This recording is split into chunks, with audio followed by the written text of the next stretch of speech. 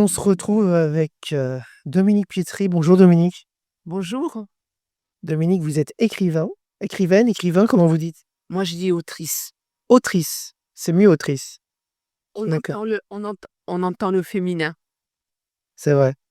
Je vous ai connu à travers un roman qui est, je crois, votre deuxième livre qui s'appelle Juste une île, c'est ça? Tout à fait, c'est ça. Le premier était un essai sur les femmes, qui vivent en Corse et qui font la Corse actuellement. Pas des personnages historiques, mais c'était des personnes que vous pouvez regarder tous les jours et qui ont fait le choix de s'intéresser, de vivre et de faire grandir la Corse tout en grandissant. Voilà, ça c'était le premier. Oui, parce qu'on n'a pas précisé, mais vous habitez, en Corse et vous habitez à Ajaccio et vous exerciez quoi comme activité avant d'être écrivain? Ah, autrice, pardon. Vous pouvez dire, écrivaine, je ne le dis pas parce que je pense que je veux rester humble. Il y a des grandes écrivaines. Moi, je suis qu'une écrivante, on va dire dans le sens même psychanalytique donc voilà, autrice, ça me suffit. Avant, je travaillais dans la communication, j'étais responsable de communication et maintenant donc je suis autrice et je suis aussi, éditorialiste et formatrice, en écriture et en littérature. Vous êtes éditorialiste où? Dans un journal, en Corse qui s'appelle L'Informateur Corse Nouvelle, voilà. Alors j'ai pas précisé, mais j'ai adoré votre livre, Juste une île, qui est un très, très beau roman et la question que tarte à la crème qu'on a dû vous poser 22 fois, c'est qu'est-ce qu'il y a d'autobiographique dans ce livre? Ah ah! Alors on me l'a pas posé aussi franchement, heu, Mais je suis franc. oui, oui, oui, je vois ça.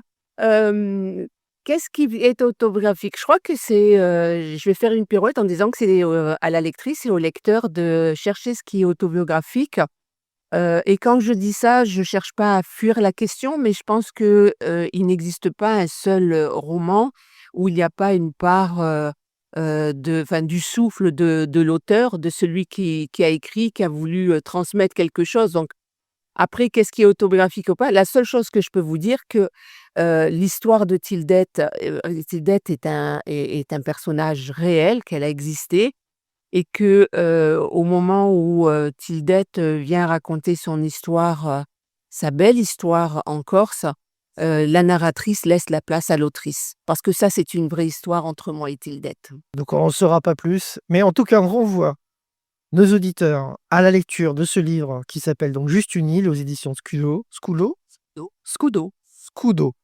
Ce qui veut dire quelque chose en corse? Et non, je pense que c'est le nom, de la maison d'édition. Enfin, après, je leur ai pas posé la question. D'accord, ça c'est mon côté curieux permanent. Encore une fois, je ne décrirai pas complètement, enfin je ne parlerai pas de l'histoire parce que j'invite les lecteurs à la découvrir. Mais c'est une histoire qui parle d'humanité, de bienveillance, de sauvegarde, en fait, de sauvegarde d'une population à l'époque, pendant la deuxième guerre mondiale, de la population juive qui s'était réfugiée en Corse. Et voilà, un très, très beau roman. C'est pas en fait, c'est pas, la population juive qui s'est réfugiée, en Corse. C'est l'histoire de Tildette, une histoire qui est rocambolesque, et qui, un jour, a été, un monsieur est venu, s'asseoir comme nous aujourd'hui à côté de moi. Il ne me connaît pas, je l'ai jamais vu, il fait pas partie de ma famille et vous savez qu'en Corse, on se connaît tous plus ou moins, on se connaît de famille et en fait, en général, un Corse, quel qu'il soit et où qu'il soit dans le monde, notre première question, c'est pas de savoir son nom, c'est de savoir de quel village il est. Parce qu'autour du village, on arrive à se regrouper. Donc ce monsieur s'est installé en face de moi et il m'a demandé, de retrouver des enfants que ses parents auraient protégés en Corse et puis il est parti et voilà et de fil en aiguille, j'ai retrouvé, non pas les enfants et là je vais pas raconter l'histoire, qu'il s'était imaginé et là je renvoie vers Boris Cyrulnik avec qui, on a discuté, sur le faux souvenir. Mais j'ai, retrouvé, alors 3 petites filles. Parce que dans ma tête, je vais retrouver des petites filles et en fait, ces petites filles, la plus jeune avait 90 ans et Tildette, en avait 103. Voilà et donc ces petites filles, elles ont été protégées en Corse, à Ajaccio, dans l'appartement d'une grande dame qui est, peu connue, sur le continent et là aussi, je le rends hommage, Qui a une rue à Paris. c'est Daniel Casanova. Voilà, une grande résistante, et donc ils ont vécu dans son appartement que sa maman leur avait, prêté en leur disant: «Je vous prête l'appartement de ma fille et quand elle rentrera, il faudra le lui rendre». Et évidemment, pour ceux qui connaissent l'histoire de Danielle Casanova, et beh, elle n'est jamais rentrée d'Auschwitz, voilà. Ça s'est passé, comme ça et donc Tildette, elle a été avec sa famille, avec, ses parents, avec ses 2 petites sœurs, avec sa tante, avec sa nièce. Son enfant est né à Ajaccio. Elle a été protégée et j'insiste sur le mot, de protection et non pas cachée. C'est pas une famille qui a été cachée, c'est-à-dire qu'elle vivait parmi les Corses, parmi la population, et puis, lorsque, la guerre s'est terminée en Corse et là aussi on ne sait pas, mais c'est le premier département qui a été, libéré en 1943. Quand elle est repartie, c'est une Parisienne, hein, Tildette. Lorsqu'elle est repartie, à Paris, elle est repartie la mort dans l'âme, mais elle a écouté son papa qui était aussi un très grand résistant de l'ombre et ça je l'ai appris, plus tard et elle aussi l'a appris beaucoup plus tard et en fait, lorsque je l'ai retrouvée, lorsqu'on est devenus amis, lorsqu'on est devenus, sœurs d'écriture, elle m'a demandé de faire, de tenir une promesse et j'ai pas réfléchi, j'ai dit: «Oui». Au début, je me suis dit: «Pourquoi tu as dit oui?» et après j'ai dit: «Oui». Elle m'a demandé de dire merci, à la Corse et aux Corses, d'avoir protégé sa famille.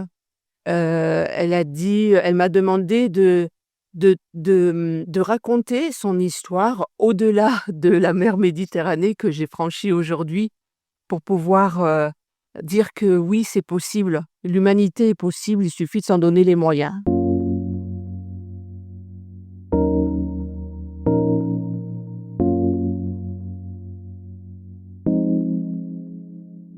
Alors maintenant, c'est le questionnaire proprement dit du bonheur, c'est les autres. Oui. Vous l'attendiez.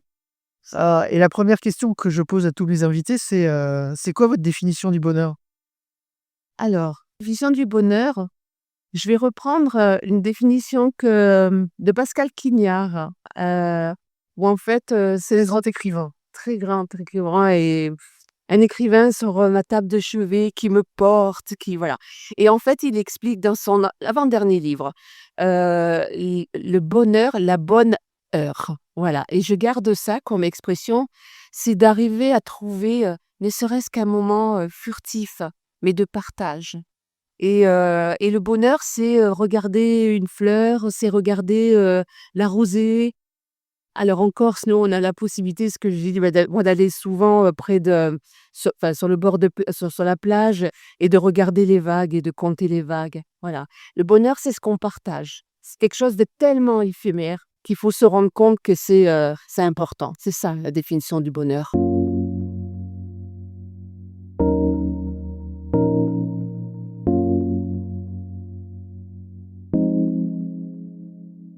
Alors la question suivante, c'est, quel souvenir heureux de votre enfance remonte spontanément à la surface quand je vous le demande comme ça? C'est quoi le un souvenir qui remonte immédiatement? Vous étiez, fille unique ou vous aviez des frères et sœurs? Alors, c'est un peu plus compliqué que ça. Je dirais que j'ai pas de souvenirs, d'enfance qui remontent. Et je crois que je suis construite comme ça où en fait je m'attarde pas sur les souvenirs. Ah bon? Je pense que voilà, de rester, ancrée dans le présent, parce que les souvenirs ça enfin, Ouais. ça s'oublie et c'est peut-être pour ça que je travaille dans la transmission parce que justement j'arrive pas à me souvenir et j'ai besoin qu'on me raconte les histoires. Ouais, j'allais vous dire, c'est paradoxal puisqu'effectivement votre livre, il repose sur le souvenir, et sur l'histoire C'est ça. donc vous n'avez pas de souvenir précis, il y a pas quelque chose Non, qui remonte? non, j'ai pas de souvenir qui remonte. OK.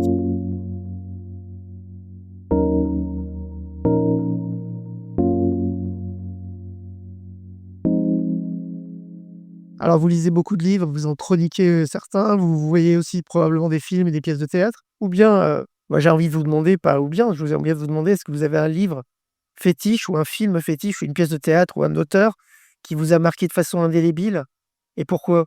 Alors, alors je dirais que les auteurs qui me marquent, alors des fois ça dépend du moment. Ça dépend aussi du moment d'écriture. J'ai la chance d'avoir un joli bureau avec, entouré d'une bibliothèque et j'ai l'habitude de poser les livres, sur la tranche et donc j'ai des visages qui me regardent et qui posent leur regard sur moi et qui en même temps me portent. Après, comme je vous l'ai dit, Pierre Michon pour l'instant, Christian Bobin, évidemment. Christian Bobin, c'est, dès que j'ai besoin de replonger, en moi, je vais vers Christian Bobin, Pascal Quignard, Virginia Woolf. Voilà, c'est, j'oublie son nom, Delbo, qui elle Charlotte Delbo. Charlotte Delbo, c'est celle qui me soutient, c'est mon tuteur. C'est mon tuteur dans le sens, qui fait grandir la plante et ma tutrice. Parce que je vis avec une phrase de Charlotte Delbo, qui dit elle commence une de ses œuvres en disant: vous qui savez»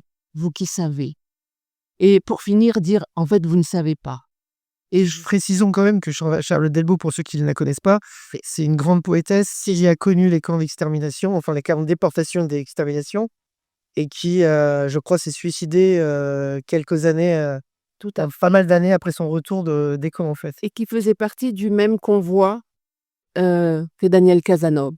Ah d'accord. Ouais, ça c'est l'histoire et ça s'est passé un 24 janvier et ça c'est ma date de naissance, voilà. Ah oui. Donc j'ai les étoiles. Vous avez Je crois aux étoiles. Ouais, je crois aux étoiles qui saillent. Ouais, oui et donc Charlotte Delbo, elle dit, vous qui savez» pour dire: «Vous ne savez pas» et je crois que, ça c'est ce que j'aime dire, alors peut-être silencieusement dans cette société actuelle. On a l'impression de savoir tellement de choses, mais on ne sait rien et on ne sait rien parce que les seuls qui savent dans le cas de Charlotte Delbo, bah, c'est ceux qui ne sont pas revenus et donc j'essaye de transmettre avant enfin, je suis très attachée, à la parole des anciens et même à la parole des enfants. On apprend beaucoup à l'école des enfants, on apprend beaucoup à l'école de nos anciens, de m'attacher à leurs paroles parce que je ne sais pas et je veux qu'ils me transmettent. Précisons une petite chose, c'est que Charlotte Delbo n'était pas juive, contrairement à on va dire dans la prose à Primo Levi, par exemple, qui est Oui. Elie Wiesel, qui eux, tous les 2 étaient juifs, J'ai et donc peut-être que la vision est légèrement différente, mais c'est effectivement, il faut lire la poésie de Charlotte Delbo, c'est magnifique.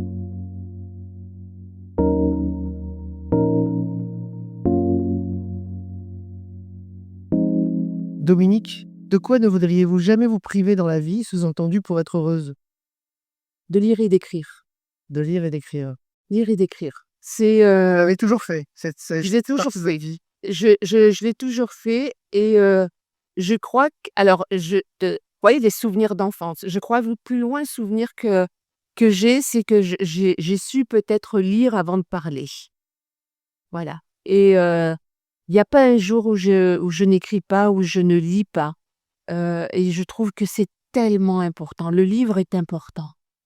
Le verbe est important.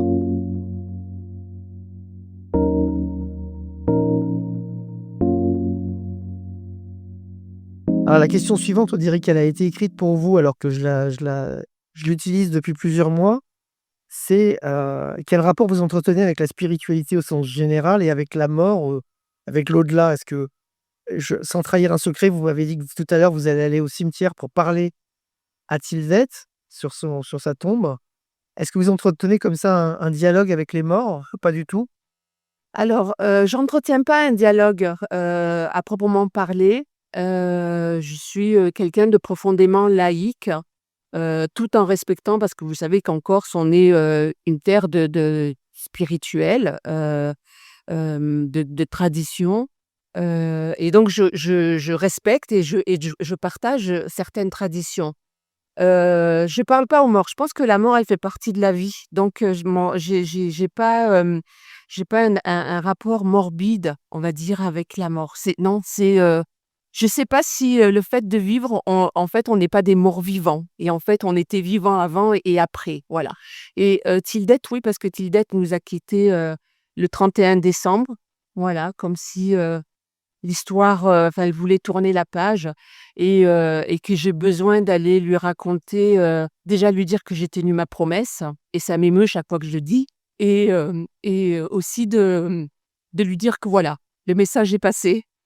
Mais ça m'émeut toujours parce que je me rappelle du jour où elle m'a demandé et je le raconte dans le livre, cette histoire de crevettes. Tout est vrai, hein, dans l'histoire d'Hildette et Léa et là, en fait, Léa, c'est moi, c'est mon souffle et lorsqu'elle m'a demandé de faire cette promesse, dans sa résidence senior, j'aime pas le mot d'EHPAD qui est très froid, très, médical et elle m'a demandé cette promesse en souriant et j'étais affolée en disant: «Mais je peux pas faire ça, j'ai pas votre connaissance, je ne suis pas juive». Tout simplement et donc j'avais quand même ce sentiment d'illégitimité. Pourquoi moi? Et elle m'a dit, Tildette, elle m'a dit: «Si, faites-le». Voilà et donc je vais lui raconter tout ça.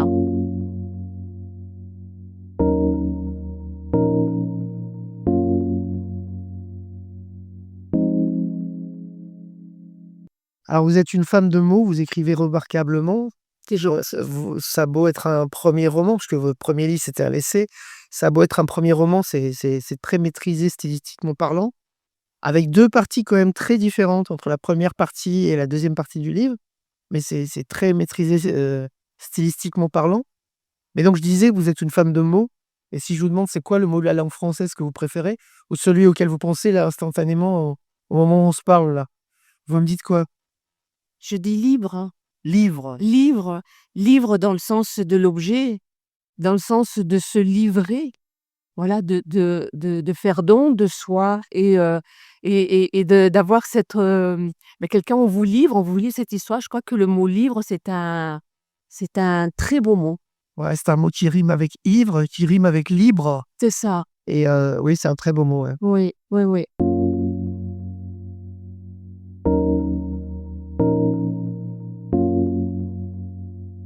Est-ce que vous avez tendance à douter souvent dans l'existence et si oui, est-ce que vous doutez plutôt de vous ou plutôt des autres? Ah non, je doute de moi.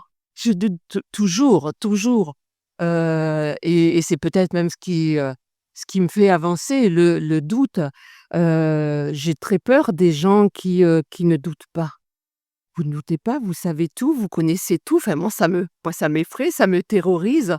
Non, le doute, il est porteur, d'une soif d'aller vers l'autre, de chercher à connaître, de chercher à comprendre. Non, non, je doute et pour vous dire, juste une île, combien il y a eu le manuscrit, combien il y a eu de réécriture jusqu'à ce que mon éditeur me dit: «Maintenant ça suffit». Deadline, il faut me rendre l'écrit sinon on arrête tout au niveau du contrat. Mais toujours dans le doute, toujours trouver le mot juste, le mot qui va faire mouche, qui va arriver à exprimer. Je travaille avec les émotions. Dans ce roman, j'ai voulu travailler sur la notion d'effacement. La première partie, Léa qui vit un burn-out, qui est parisienne, qui fait, je le dis avec beaucoup d'humour, son alia qui retourne en Corse et pour tenir une librairie et Tildette justement qui, ne veut pas qu'on oublie, qui veut pas enfin qu'on oublie cet indicible et il faut trouver le mot juste pour parler, de cela. Donc oui, il faut douter. Douter, douter, douter.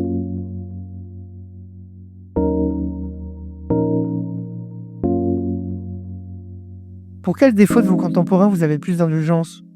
Le défaut, ah, je vais pas prendre de risques, je vais dire la gourmandise.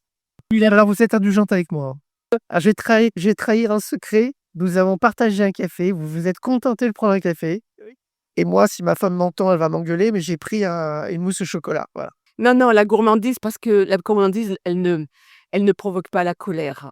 Après, après si vous me dites: «Oui, je ne suis pas du tout indulgente», là, par contre, je vais vous faire une liste Ah et bah, je vous crois que pouvez, oui, notre allez-y. société non, mais cette absence, heu Empathie, alors, cette absence d'empathie, alors je vis en Corse et donc on n'a pas la même relation, je vous ai dit, on n'a pas la même relation à l'autre, enfin, de mon point de vue, c'est mon interprétation, que sur le continent. Donc je n'ai pas d'indulgence envers l'absence d'écoute, je vais le dire comme ça. On parle beaucoup de: «Il faut libérer la parole, il faut libérer la parole». est profondément, féministe, mais dans le sens noble du terme. C'est-à-dire que, vous êtes féministe, je suis masculiniste, vous êtes masculiniste, voilà. À certains moments, par rapport à ce qu'on veut développer et je veux bien qu'on libère les paroles, toutes les paroles. Mais si la parole, elle se fracasse contre un mur, ça sert à rien et c'est ce qui se passe en ce moment avec tous les réseaux, avec voilà. En fait, les paroles, allez, c'est un flot de paroles, mais qui les écoute? Regardez la vitesse des informations, de l'actualité. Pendant 2 3 jours, on vous bassine, on vous avec un fait divers qui n'est pas des faits divers, et puis après, c'est terminé. Personne n'a écouté. Vous avez entendu, mais on n'écoute pas. C'est ça. Donc là, j'ai pas du tout d'indulgence envers, la non-écoute.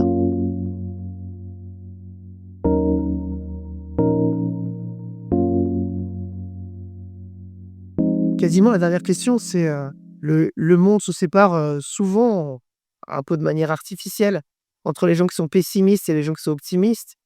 Heu, Vous, est-ce que vous vous rangez plutôt dans la catégorie des optimistes? Et qu'est-ce qui vous rendrait optimiste malgré la situation ou en ce moment qui est particulièrement anxiogène? Qu'est-ce qui vous rendrait optimiste pour l'avenir? Bah, justement, c'est d'écouter. Lorsqu'on écoute les jeunes et je fais des ateliers d'écriture, résidences d'écriture, à l'école, avec le CNL, je viens d'en terminer une et en fait, lorsqu'on écoute, ces jeunes qui, ne croient plus en rien, lorsqu'on leur demande, réellement, on prend le temps de les écouter, on s'aperçoit qu'ils sont profondément optimistes et ça me rassure. Après, est-ce que je suis optimiste? Je dirais plutôt que je suis utopiste Oui. et que, je pense que le monde, avance grâce aux utopies, même Quelle si elles paraissent folles. et quelle forme d'utopie vous avez? Parce que c'est pas une utopie politique ce que vous Alors je vais pas parler d'utopie non, non, politique parce que, on est d'accord. Mais c'est à un moment donné, je suis dans la réalité. c'est quoi la forme d'utopie que vous développez alors? L'utopie, c'est que, les gens, enfin et moi, hein, que le monde, arrive à à s'écouter, à ne pas être, simplement dans, l'avoir. Allez, avoir, avoir, avoir, avoir. De posséder, ouais. C'est ça, la possession, parce que ça, c'est, ce que je dis, c'est du vide, c'est du rien, c'est rien. À la fin, on sait comment on va tous terminer et donc l'utopie, c'est que peut-être un jour, on prenne tous ensemble, conscience que, ben, on n'est pas grand-chose, on est une poussière. Vous diriez résister au matérialisme, en fait? C'est pas que du matérialisme, je crois que c'est aussi dans la tête, hein, il y a des choses importantes, c'est d'arriver peut-être à hiérarchiser ce qui est important. Mmh. Voilà tout va très vite, aller très vite, là je suis à Paris, je vois ça court dans tous les sens, Ouais, ça court, c'est voilà. bruyant. Est-ce que ça, C'est c'est important? Oui, mais ça l'est aussi, chez moi, hein, sur mon nez, il y a pas de souci, mais est-ce que c'est ça qui est important? Lorsqu'on fait, alors je suis un peu jeune, j'espère, pour faire un bilan, mais est-ce que c'est ça le plus important? Voilà et lorsque je dis ça, je pense, au dernier, roman de Christian Bobin, Le Murmure. Mmh. Le murmure de ces oiseaux, il l'a écrit, il était en train De mourir. il était en train de mourir et je crois que c'est son plus beau roman justement parce que, Mais voilà. c'est pas que des romans Bauban, Ouais, c'est c'est ça. vraiment une poésie, Ouais. permanente, c'est un Il se peu défait de ouais. voilà, de tout ce qui n'est pas important. Moi, je pense qu'il s'inscrit dans la lignée de moi qui ai habité longtemps, à Manosque, il s'inscrit vraiment dans la lignée de Jean Giono, c'est-à-dire c'est Tout avec à fait. un romancier, mais aussi un poète, pas simplement un Ouais. romancier. On en a quelques-uns, Ouais. on a quelques Après tout le monde n'aime pas ce style, il y en a qui préfèrent un style un peu plus, direct avec des phrases moins, poétiques justement, plus, comme disent les Américains: «straight to the point». Mais oui, Bobin, c'est vraiment, un petit coucou à Nathalie Ohana qui a fait partie de ce podcast, qui a été témoin du podcast et qui m'a raconté une anecdote absolument, bouleversante sur sa relation avec Christian Bobin. Bah, écoutez, pour terminer, on va vous souhaiter, qu'est-ce qu'on peut vous souhaiter là, d'ailleurs, pour les prochaines semaines et les prochains mois? Est-ce que vous avez un nouveau livre sur le feu? oui et je vous en parlerai pas. Mais ah oui, est-ce que c'est par superstition? Non, c'est pas par superstition, c'est parce qu'il est pas, Il est pas fini? terminé que, C'est après, le même éditeur? je dirais un Ah, an vous dites plus, rien je non. dirais le premier essai, c'était sur l'invisibilité, rendre visible ce qui n'est pas invisible les femmes, donc c'était quand même ça aussi une certaine utopie. Oui, Le deuxième donc Juste une île, c'était sur l'effacement, ouais. et le troisième, ça sera justement sur, le silence. En tout cas, vous êtes la bienvenue, à Paris C'est gentil. et on espère vous revoir bientôt et on vous souhaite un plein succès, Catherine. Moi, je vous remercie. Catherine, Dominique. Oui, Dominique, je vous remercie. Pourquoi j'ai dit Catherine? Je vous remercie, de votre accueil et évidemment, vous savez qu'en Corse, voilà, on aime recevoir, on aime, rencontrer les gens, les découvrir et voilà. Je crois qu'on a, alors ce que je dis, il y a du lien. Il y a du lien entre 2 peuples et quand je dis le mot peuple, je le dis avec, beaucoup de subjectivité peut-être, mais je le pense sincèrement. Bah, c'est partagé et vous me faites penser à René Frégosi que j'ai eu dans les premiers épisodes Que je du salue, du voilà, on podcast. s'est rencontrés il y a pas très longtemps. Voilà, Oui, oui. la reine, du Figaren. Oui, oui, ouais, qui est beaucoup plus cash que moi, mais Ah, c'est très, très cash. mais elle a Très long. voilà, on est, on est sur les mêmes ondes de pensée. Voilà, je veux dire ça comme ça. Merci Dominique. C'est moi qui vous remercie, à bientôt. À bientôt, au revoir.